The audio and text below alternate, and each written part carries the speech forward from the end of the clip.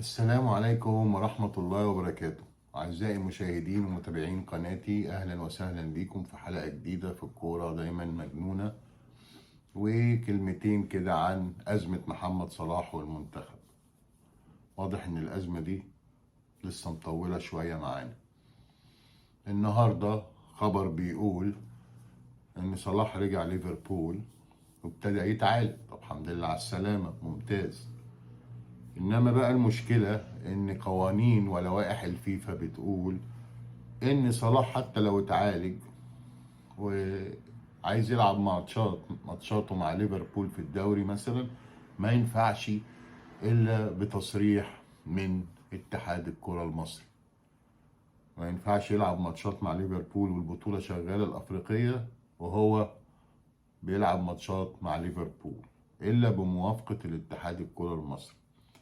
ولو لعبوه مع ماتشات مع ليفربول، ناديه هينزل غرامات وعقوبات على ليفربول.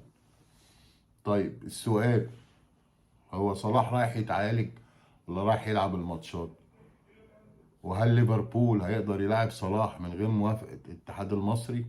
واهم سؤال، الاتحاد المصري هل هيوافق لمحمد صلاح يلعب ماتشاته في ليفربول، ولا يقول له لو احنا لسه في البطولة الحقنا وارجع لنا تاني كوت ديفوار، والنبي خليك معانا وارجع لنا؟ يعني الموضوع لسه مش باين. ايه اللي هيبينه اكتر واللي هيوضح الصورة مدى سرعة شفاء محمد صلاح ورجوعه للملاعب. لو مصر كملت وصلاح بقى كويس، يعني برضو انا شايف انه صعب انه يرجع كوت ديفوار تاني، يعني صعب جدا يعني. لو مصر ما كملتش فكل الناس هترتاح، كله هيرجع، لعيبه الزمالك والاهلي هيرجعوا للدوري وبطوله افريقيا ومش عارف ايه. انما لو مصر يعني خلاص، مصر ماتشها الجاي اتحدد بتاع الكونغو، لو عدت وكملت هتبقى يعني في الامور لسه كلام تاني. كمان النهارده كان في خبر مش حلو، مش لطيف، ربنا يطمنا عليه ان شاء الله. امام عاشور جاله ارتجاج في المخ بسيط في التدريب وراح المستشفى، قعدوا 24 ساعة عشان يطمنوا عليه، بس هو حالته مستقرة وكويس. بس برضه يعني ايه، ألف سلامة عليك يا إمام.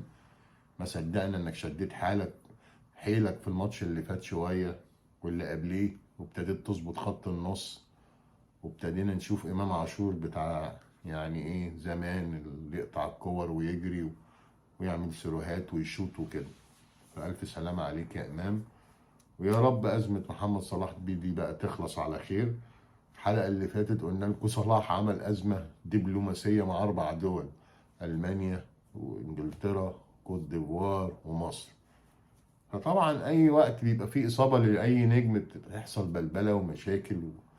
وبقى الاتحاد المصري عندنا بجلالة قدره طبعا طريقته في معاملة يعني في المعاملات وفي الرد وفي البروتوكولات يعني على قده. فنشوف هيحصل ايه، وربنا يسهل والامور تهدى خالص واهم حاجه ان صلاح يرجع بخير، يعني يلعب كوره ويبقى كويس ويفضل يمتعنا في ليفربول. اعزائي المشاهدين، دي كان كلمتين كده عن موضوع محمد صلاح وامام عاشور. ارجو ان يكون الفيديو عجبكم. دايما كل ما هو جديد ومميز في قناتنا موجود. لو عجبكم الفيديو ارجو انكم تدوسوا السبسكرايب بutton، زر الاشتراك، وتتابعونا. ودايما نشوفكم على خير وصحة وسعادة وسلام. كل سنة وانتم طيبين. شكرا.